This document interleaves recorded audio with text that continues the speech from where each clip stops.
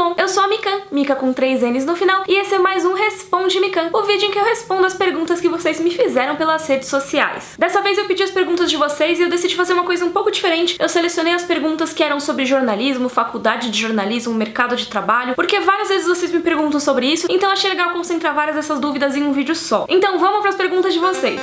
O Daniel perguntou: Mikan, me formo em dezembro e o contrato de estágio acaba junto, sem possibilidade de efetivação. E agora? Então, Daniel, acho que é bom você já começar vários processos seletivos pra tentar conseguir uma vaga fixa, a não ser que você seja aqueles caras que vão tirar anos sabáticos, esse tipo de coisa, porque normalmente demora um pouquinho pra você conseguir uma vaga efetiva quando você acabou de sair de um estágio. Acaba que eu não sei muito bem como é que é em outros mercados, mas no mercado de comunicação, as empresas, quando elas vão contratar uma vaga júnior, né, uma vaga pra quem começou agora no mercado, acabam muitas vezes contratando estagiário, sabe? Eles acabam pegando estagiário porque é mais barato, é um investimento menor. Então, quando você acaba de se formar na faculdade, você entra meio que num limbo. Você não é nem barato o suficiente pra ser um estagiário, e nem pode ser contratado como estagiário, e nem tem experiência suficiente pra ser contratado numa vaga júnior ou numa vaga sênior. Isso é realmente um problema que, felizmente, eu não tive que passar porque eu acabei sendo contratada direto do estágio, mas muitos amigos meus passaram, e a solução pra isso é mesmo, nos últimos semestres da faculdade, já procurar algum trabalho que tenha possibilidade de efetivação. Se não um trabalho direto, pelo menos um estágio que tenha essa possibilidade de efetivar. Mas como jornalista, o legal é que além de procurar esses trabalhos, você pode também procurar trabalhos como freelancer, e aí pelo menos você consegue manter as suas contas até talvez ser contratado. Lolita perguntou: Mikan, enquanto estiver na faculdade, o que você recomenda fazer pra se destacar? Boa pergunta, depende muito do que a sua faculdade oferece. Por exemplo, na minha faculdade eles tinham alguns veículos laboratório, que eram veículos feitos pelos estudantes, mas que você podia fazer matérias pra eles, você podia fazer coisas legais pra esses veículos. Então tinha, por exemplo, a revista, que era temática, e você podia fazer a apuração de uma matéria pra essa revista. Ou então, se você não quisesse necessariamente trabalhar como repórter, tinha vários cargos que você podia assumir. Você podia ser editor, você podia revisar, você podia fazer arte, fazer foto, você podia fazer várias coisas. E não era só com revista, tinha a rádio universitária, tinha o site, tinha um programa em formato de TV. Então depende muito das oportunidades que a sua faculdade oferece, mas caso ela não ofereça, você mesmo pode procurar essas oportunidades em outros lugares. Você pode muito bem começar um blog ou começar a contribuir com outros blogs. Hoje em dia a gente tem muita facilidade de encontrar lugares que aceitem nossa contribuição como jornalista, porque tem muitos veículos e eles precisam de gente qualificada pra escrever. Então você, como estudante de jornalismo, já tá na frente e pode se candidatar. E eu tenho certeza que deve rolar alguma dessas oportunidades. Claro que algumas delas não devem ser pagas no começo, pelo menos, mas também se você fosse escrever pros veículos da faculdade, eles não iam te pagar. É mais pra você ter o portfólio e você se destacar, porque isso conta assim como currículo, claro. E eu não tô aqui encorajando ninguém a trabalhar de graça, tá, gente? Eu acho que o trabalho tem que ser cobrado sim, mas quando você tá na faculdade, você quer muito escrever pra algum lugar e conseguir currículo, você pode se candidatar a contribuir com alguns lugares. A ideia é que depois de algum tempo de experiência, você comece sim a cobrar pelos seus textos. A Milena perguntou: como jornalista, você se imaginava trabalhando com outra coisa, sem ser youtuber e sim algo mais sério, entre aspas? Eu sei que não é a intenção da pessoa ofender nem nada, mas quando você fala isso, você tá falando que os outros trabalhos não são sérios. E aí a gente tem que pensar o que é um trabalho sério. É você ser contador? É você ser advogado? Dependendo da sua opinião, dá pra você dizer que um trabalho sério é um trabalho que é extremamente necessário pro mundo. Então, por exemplo, um médico, um engenheiro ou um pedreiro, sabe? Pessoas que realmente mudam o mundo e fazem as coisas que a gente precisa pra sociedade funcionar. Mas ao mesmo tempo a gente construiu a nossa sociedade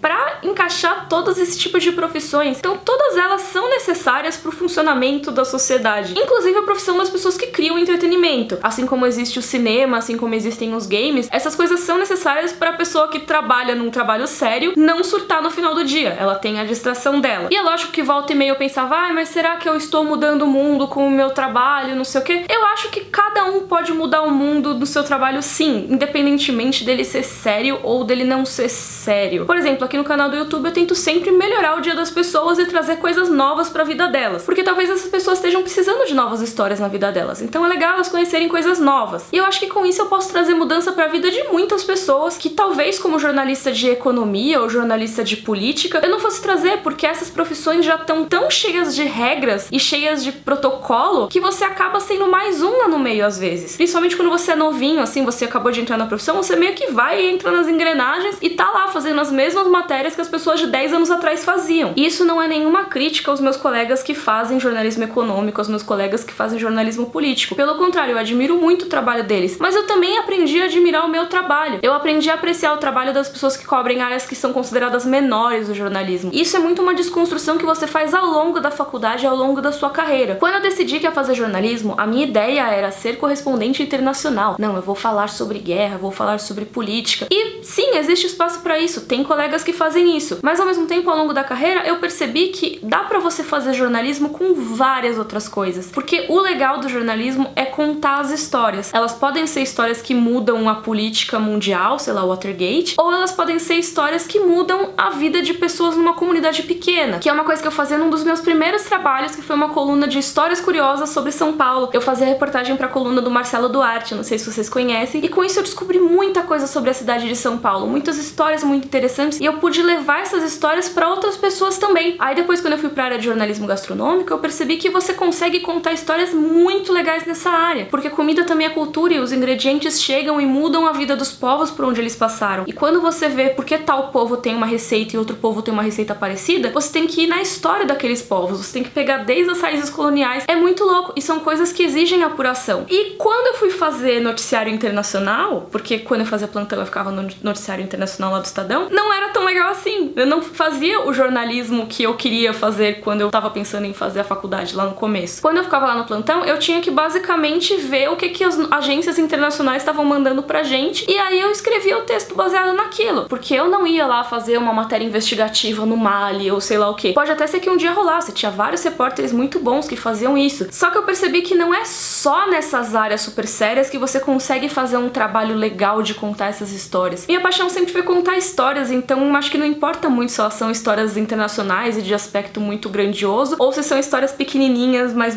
tão interessantes quanto às vezes. E isso foi uma baita volta, mas vamos responder a pergunta da Milena. Quando eu decidi que eu ia fazer jornalismo, não, nunca imaginei que eu ia ser youtuber. Eu não queria nem trabalhar com vídeo, minha ideia era só trabalhar com texto, e realmente eu queria ser correspondente internacional. Mas essa decisão foi quando eu ainda não conhecia o jornalismo, eu não conhecia o que era ser jornalista. E eu, na verdade, não tinha percebido ainda o que eu queria fazer. Eu sabia que eu queria ser jornalista. Mas o que é ser jornalista? Contar histórias. Então, ao longo da minha carreira, eu percebi que tinha isso em comum em todas as coisas que eu fazia. E agora estou aqui, como youtuber. No fim das contas, eu não queria necessariamente isso, mas eu tô fazendo exatamente o que eu quero. Cris perguntou: Mikan, tô pensando em fazer jornalismo, mas ouço muito que o mercado tá saturado e vai ser difícil arranjar emprego. Você concorda? E pra arranjar bons empregos na área, é preciso fazer contatos e conhecer as pessoas certas? Então, Cris, eu não vou mentir, o mercado de jornalismo é muito difícil e se torna cada vez mais difícil, na minha opinião. Pelo menos se você pensar jornalismo como uma coisa muito tradicional, né? Aquele jornalismo de redação, de você escrever pra jornal, revista, talvez até TV e rádio. Esse jornalismo tradicional, sim, tá muito difícil e tá em crise, sim. Os últimos anos têm sido muito difíceis pros jornalistas de redação no Brasil e no mundo todo, na verdade, porque a gente tem a internet, tem as redes sociais, as pessoas não leem mais tanto jornal quanto antigamente. Na verdade, elas leem bem menos agora. Elas não leem mais revistas, elas não veem mais televisão e não ouvem mais tanto rádio. Então isso fez com que as empresas grandes de jornalismo acabassem demitindo muita gente, que é o que o pessoal chama na área de passaralho, que são as demissões em massa, e elas são sim comuns nos jornais, revistas, agora até TV tem também, é horrível. Mas o que a gente às vezes ignora quando fala dessa crise é que existem outras áreas que você pode ser jornalista também. Então, só pra falar das áreas mais manjadas, você tem a área de assessoria de imprensa, que você cuida da imagem das empresas perante a imprensa, ou seja, você é a pessoa que vai falar pela empresa e vai botar ela em contato com jornalistas. Também tem a área de mídias sociais, que é uma área que flerta muito com a publicidade, então você pode cuidar da imagem da empresa na internet. Mas aí você, jovem, vai pensar: não, mas eu quero fazer jornalismo de verdade, eu não quero ser vendido para empresas e representar empresas, eu quero ser independente. E aí a gente entra na parte que o pessoal normalmente esquece quando vai falar da crise, que é a parte do conteúdo ser uma das maiores commodities que a gente tem agora. E nunca existiram tantas possibilidades de uma pessoa se tornar um produtor de conteúdo independente quanto nos dias de hoje. Antigamente, se você quisesse ser um produtor de conteúdo independente, você não tinha muito como mostrar o seu conteúdo para as pessoas. Se você quisesse escrever uma notícia e publicá-la sozinho, você não podia, você teria que trabalhar para algum jornal ou revista. Era muito difícil você manter publicações independentes. Hoje em dia isso é muito mais possível. Você pode ter o seu blog, você pode ter o seu site. Lembra que eu falei sobre as pessoas verem menos TV? Na verdade, agora elas veem muito mais YouTube, elas veem muito mais documentários na Netflix. Então você pode trabalhar nisso. Ou das pessoas ouvirem menos rádio, o que na verdade é meio mentira, porque parece que o rádio tem uma audiência muito boa nos carros e tudo mais, mas de qualquer maneira, suponhamos que as pessoas tenham um ouvido menos rádio agora, tem mais gente descobrindo podcasts. E tem gente usando esses meios de comunicação pra fazer jornalismo, sim, jornalismo como aquele que a gente admira, dos filmes e não sei o que lá. Aqui no Brasil agora eu vejo alguns colegas meus jornalistas, até mais velhos que eu, descobrindo muito a glória do podcast, como eles podem fazer coisas legais, interessantes, e realmente esse é um caminho. E além disso, agora você tem financiamento comunitário, então você tem aí os sites de financiamento recorrente, e cada ouvinte ou cada leitor seu pode dar uma pequena quantia por mês pra ajudar. Tem agências de jornalismo que financiam projetos desse jeito. A Pública, por exemplo, que é uma agência de jornalismo que fez várias matérias importantíssimas sobre o Brasil, fez campanhas de financiamento coletivo no Catarse. Então, existem maneiras de fazer o jornalismo acontecer nesse mercado. Elas só não são tão óbvias quanto antigamente. E talvez elas nunca tenham sido óbvias. É que a gente fala sempre olhando pro passado, tudo parece bem mais simples. Mas eu imagino que o pessoal que trabalhava em redação anos atrás também tinha suas preocupações. Também achava que a TV ia acabar com o jornalismo, esse tipo de coisa. Não acabou. Eu acho que o jornalismo se reinventa. A gente tá num momento complicado e tem que saber como seguir carreira nesse momento complicado. Agora, o mercado tá saturado? Sim, para vagas convencionais ele tá saturado. Então talvez seja uma área difícil de seguir uma carreira comum. Eu acho que você tem todo o direito de entrar na faculdade sabendo que pode ser uma jornada muito difícil e pode ser uma jornada que não dê certo. Mas também pode ser uma jornada muito legal e você pode ter uma carreira que vai se movendo, como a minha. Eu nunca imaginei que eu ia estar aqui. Lucas Wilker perguntou: você tinha carga horária optativa? Se sim, quais matérias escolheu? Qual área do jornalismo, além do entretenimento e o cultural, mais te atraía? Na verdade, as áreas de entretenimento, de cultura, eu via mais como um hobby no começo da faculdade. Eu não pensava em me tornar uma profissional de jornalismo cultural ou coisas assim. Eu me interessava muito pelo jornalismo internacional e também pelo jornalismo de cidades, que chamam, que é você cobrir o cotidiano da sua cidade. Até o caderno da Folha que cobre isso se chama cotidiano. Então, por exemplo, escola municipal está fechada há 2 semanas, ou tem buraco na rua, ou, sei lá, apagaram o grafite da 23 de maio. Esse tipo de matéria me interessava bastante. Até na minha primeira época como estagiária lá no Estadão, eu cobri um pouquinho de cidades na coluna do Marcelo Duarte.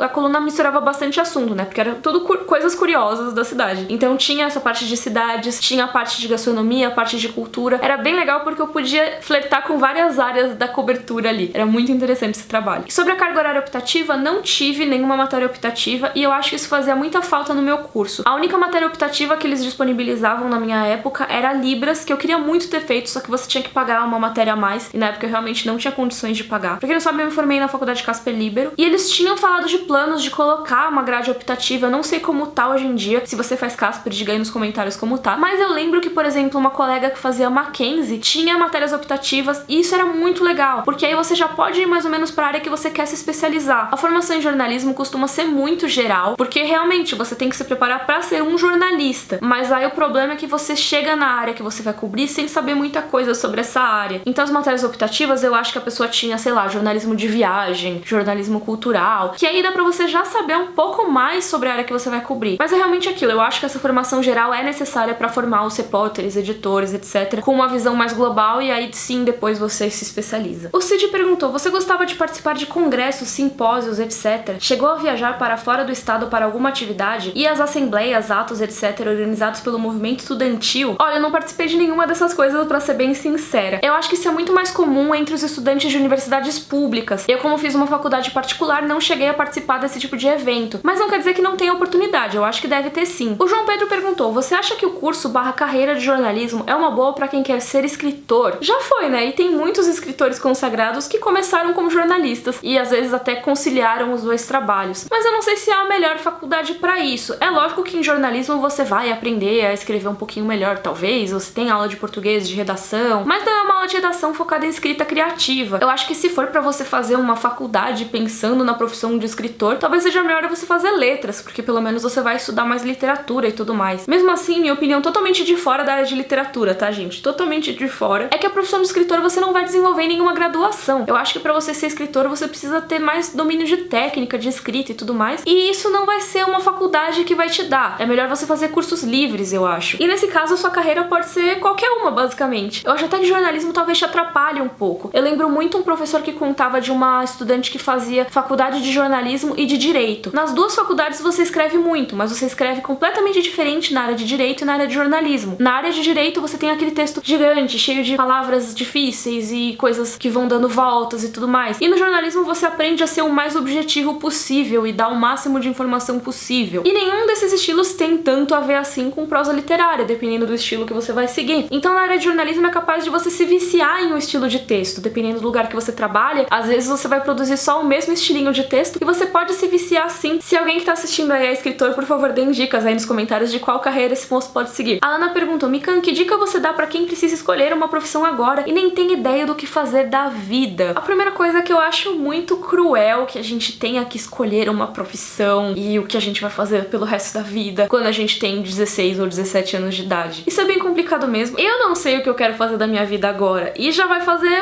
fez 10 anos que eu decidi que eu queria ser jornalista, porque eu decidi na 8ª série e agora faz 8 anos da minha época de vestibular. E naquela época, por mais que eu já tivesse decidido que eu queria jornalismo, eu também não tinha certeza se eu queria jornalismo. Porque lógico que você não tem certeza, você tem 16, 17 anos. Eu tinha dúvida se eu queria fazer só jornalismo, se eu queria fazer história, se eu queria fazer os dois juntos. Acabou que eu tinha prestado história como treineira e eu passei, só que aí no ano do vestibular mesmo eu decidi prestar só jornalismo. Então assim, eu não tinha nenhuma certeza do que eu queria fazer pro resto da minha vida. Eu sabia que o ponto de partida seria a faculdade de jornalismo. O que eu ia fazer depois disso, eu não sabia. É lógico que eu tinha planos, que são diferentes de certezas. Os planos são coisas que você quer e você trabalha pra conseguir. Então, se eu quero ser correspondente internacional, eu vou procurar algum estágio que tenha a ver com isso. Se eu quero fazer jornalismo cultural, eu vou começar a procurar cursos que tenham a ver com jornalismo cultural. Mas tudo isso são planos, você não sabe se daqui a 10 anos os seus planos vão se concretizar ou não. Ou, melhor ainda, se os seus planos não vão mudar, porque os meus mudaram completamente depois que eu comecei a conhecer a área e conhecer o tipo de trabalho que eu gostava de fazer. E eu acho que é isso que as pessoas não falam muito pra quem tá na época de vestibular. E talvez esse vídeo tenha saído um pouco tarde, porque eu sei que as inscrições do vestibular já foram, muitas das provas também, mas caso você passe em vários aí, você pode usar minhas palavras pra escolher. Nada